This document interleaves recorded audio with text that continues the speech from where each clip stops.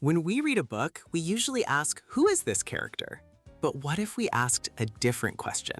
How was this character built and why?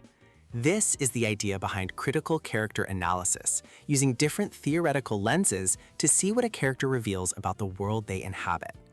Think of Ophelia from Hamlet. On the surface, she's a tragic victim, a young woman driven mad by grief and rejection. But if we put on a feminist lens, she becomes something else entirely. We see a character controlled by every man in her life, her father, her brother, her king, her lover. Her madness isn't random. It's a logical response to patriarchal violence. Her death is her only escape.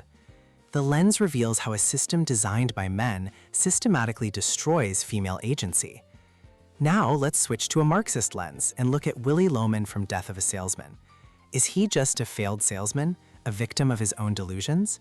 A Marxist reading says no. He's a working-class man, chewed up and spit out by capitalism.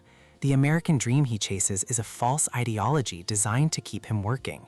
He isn't an individual failure, he's a systemic one, discarded when his labor is no longer profitable. Applying these lenses doesn't give you one correct reading. Instead, it shows a character's complexity.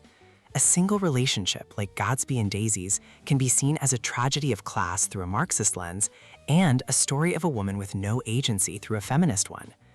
Characters aren't just people. They're sites where we can dissect power, ideology, and culture, revealing how stories construct our very understanding of identity.